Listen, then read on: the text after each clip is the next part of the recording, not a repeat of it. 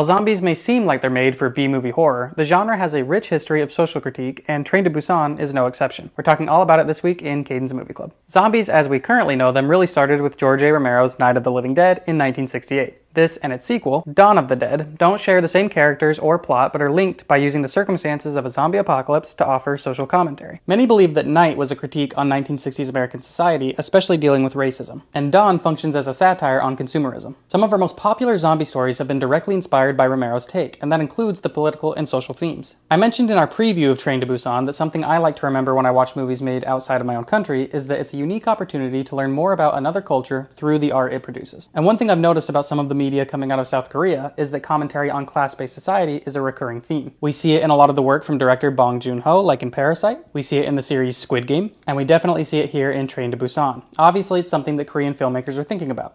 It does beg the question though, have these titles become popular in the US because wealth disparity is a concern for our culture as well? Our main character is a divorced, workaholic, single dad. He's taking his daughter to visit her mother in Busan, so wouldn't you know it, they end up on a train to Busan. The train is filled with people from various categories of society, different status, age, gender, etc. In addition to our father-daughter pairing, we have a couple expecting their first baby, teen sweethearts, elderly sisters, and they're not actually together, but definitely function as foil characters. We have the wealthy CFO of a big corporation, and a homeless man, which, by the way, is his official character name according to IMDb. And of course, the zombie apocalypse starts just as all of these people begin their commute. Our main character, Suk-woo, I apologize if I'm not pronouncing that correctly, is at a crossroads in his life. He loves his daughter, but he seems more dedicated to his work and possibly the worth it allows him to hold in society. Early on, we get a really key scene that gives us a glimpse into how the society views that status. The homeless man is taking shelter in one of the restrooms, and the CFO is reporting him to the train attendant. As the daughter, Jin-hee, walks by, the CFO says to her, "Make sure you study or you'll end up like him." So already we get a representation of this notion that some people hold. If you're rich and successful, you must be intelligent and capable. And if you're poor, you must be stupid or lazy. But Jin-hee replies, "My mom says whoever says that is a bad person."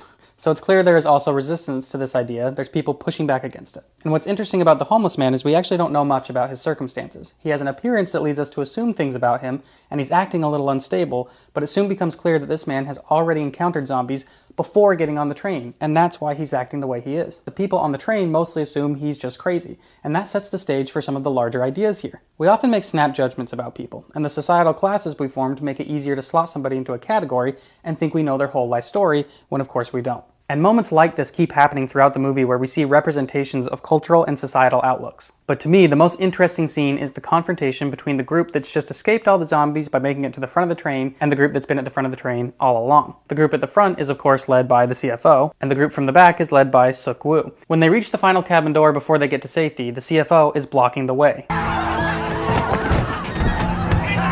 They bang on the door, shouting and screaming, and from the other side, they look very similar to when the zombies are clawing at the door.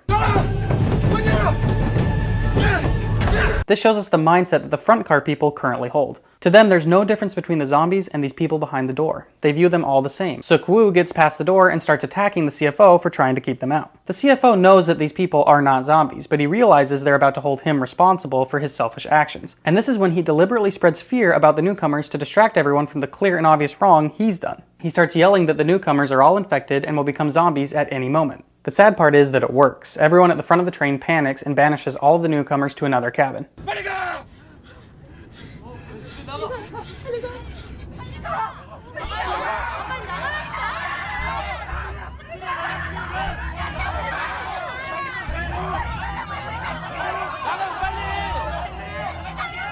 To me, this entire scene is a direct critique on how people in power can weaponize false social narratives to maintain their status. And this ties back into our theme of post-apocalyptic, even though this movie isn't technically post-apocalyptic, it's like mid-apocalypse. But what we've been seeing with our past movies is that these stories are set after the downfall of humanity, or in this case during, to examine the flaws of current society and how those flaws could lead to our downfall. I think Train to Busan offers at least one clear warning with the scene I've just described. There may be things that warrant actual fear. The zombies in the story are vicious and dangerous, there's no denying that. But the bigger danger is when people let that reasonable fear become unreasonable. The CFO is able to convince everyone in the front car that these clearly non-zombified people could tear them apart at any second. To me, this particular scene is actually less of a commentary on the class system itself, but a critique on how we let people at the top of the class system manipulate us. In their frantic state, the group at the front of the train become preoccupied with protecting themselves from Suk-woo and his group, even though they're not actually dangerous. Because of this, they overlook someone truly dangerous in their own midst.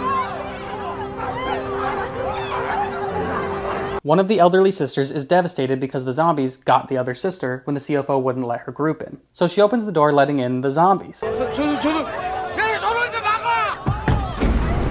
All of the people that bought into the CFO's fear-mongering meet their demise. Except, of course, the CFO, who again worms his way out of the situation by doing awful things. It further points out that while people like the CFO may claim to have your best interests at heart, if they engage in fear-based manipulation and othering people, there's likely an ulterior motive, their own survival. Post-apocalyptic movies serve as a warning, and what if the warning here is that these metaphorical zombies we fear aren't the biggest threat? What if it's the people and their responses to the zombies that become the real danger? War of the Worlds, which is on our alternate titles list for this month, conveys a similar idea. It depicts an alien attack in which the aliens aren't the scariest thing. It's other people and what they'll do to ensure their own survival.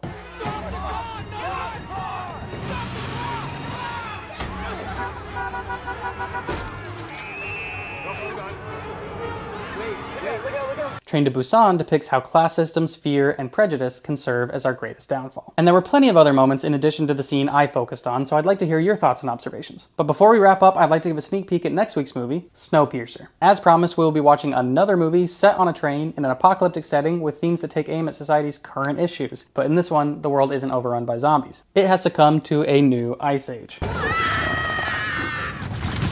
The train, named the Snowpiercer, holds humanity's last survivors and because of that, has become a remnant of human civilization itself. Humans do what humans do and form, you guessed it, a class system. Poor people are crammed in the back of the train in undesirable conditions, while the wealthy citizens have secured spots in the luxury cars at the front of the train. The movie was co-written and directed by Bong Joon-ho, who I mentioned earlier is most known in the US for making Parasite. It's a little funny to be watching two movies with similar settings and themes, but if you haven't seen these movies before, I think you'll find that they're actually pretty distinct. That said, it could be fun to compare how the two movies approach similar topics, kind of like we did last month with Black Mirror and Her. So here's some questions to keep in mind while you watch. What specifically do you think the movie is trying to say about class systems? Does anything stand out to you when compared to Train to Busan? How does Wilfred's motivations in the end affect how you view the story and its themes? As always, we like to discuss these movies like a book club would discuss their book, so I'd love to hear your thoughts on Train to Busan, and I'll see you next week for Snowpiercer. And if you want to stay up to date about Movie Club, you know where to go.